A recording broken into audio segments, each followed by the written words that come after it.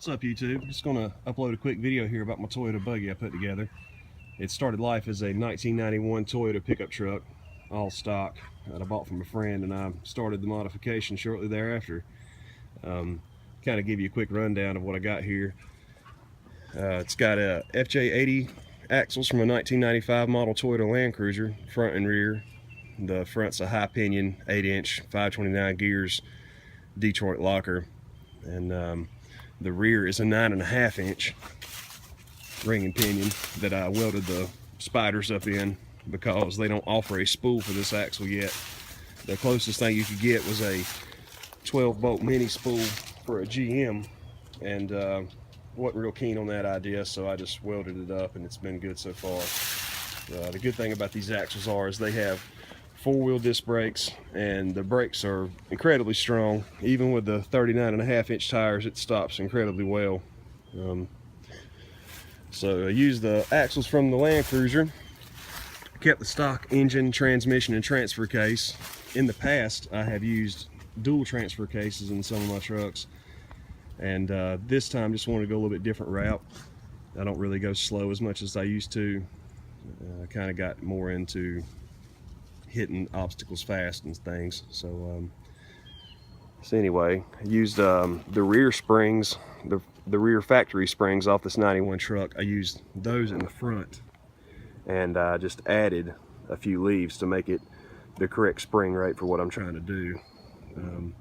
The rear springs are actually 1994 F-150 rear springs. They're about 58 inches long, and I pulled one leaf from those packs to make it soft enough, running 14-inch Bilstein shocks all the way around. And the thing I like about these Ford springs is the fact that the departure angle is just great on them.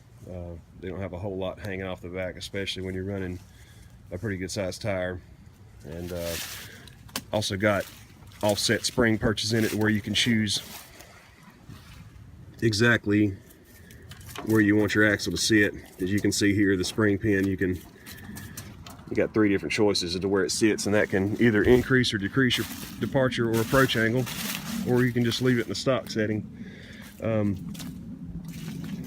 After I got all the suspension swapped, I took it to a fabricator, and he made the cage for me. He bent up all that stuff. Just wanted to save a little time and money and just pay someone to do the cage. After he was done, I brought it back and welded it all up myself, and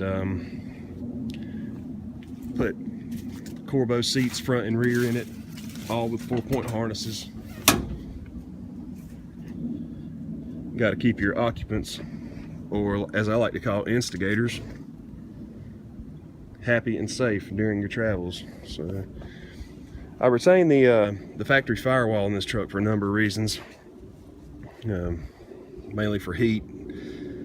Already got your instrument cluster there, and just ease of building the truck, more or less. I mean, you don't have to change out any of the wire and harness or mess with any of that stuff if you keep the dash. So we did that. As you can see, I just cut the truck off the cab right here, straight across, and then left the transmission tunnel so I could keep my shifters and everything.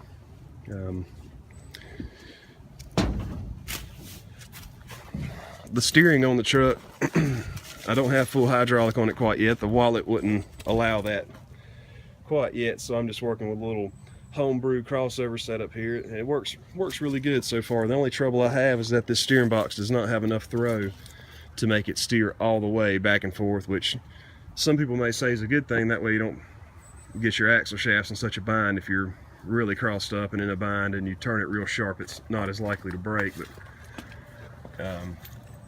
I really like this steering box. It's off of an 85 model C, which is a 2-wheel drive 3500 Chevrolet truck. It's really strong, even with the factory Toyota pump. And I just got a hose made to accommodate this Chevrolet pump with the factory, or this Chevrolet box with the factory Toyota pump. And it works well. Like I said, I think it would work really well on a mini truck axle, but this Land Cruiser axle has a farther throw, so it doesn't quite steer just like I'd like it to. I said, I'm running 39.5-inch tires with 17-inch wheels.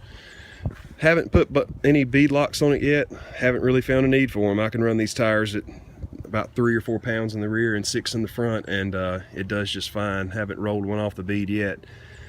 The truck's got the factory 3-liter V6 in it. I know those things' reputation isn't that great, but this one had the head gaskets done in it some time back, so hopefully it'll give me a few years of worry-free service. Running a 15-gallon RCI fuel cell in the back. Made my own exhaust system. Got a traction bar on here from Rough Stuff Specialties, and it works really well. I'd recommend one of these to anybody who's got a little bit of fab skills and a leaf sprung truck that has some wrap issues. But the body work on the truck, me and my dad did that, and it's actually plastic sandwiched in aluminum sign material that my dad gets because he makes signs for a living, and kind of messed with the material a little bit, and I thought, wow, that'd work really well. Only problem is I got those panels on, and the truck was mobile, so I haven't been back in the shop to finish up the paneling, but when it's done, it'll be all around the back, of course. Finish it up and kind of dry it in a little bit more. But more or less, that's what I'm working with here, and hopefully I'll upload some videos soon of it in action. So appreciate the view.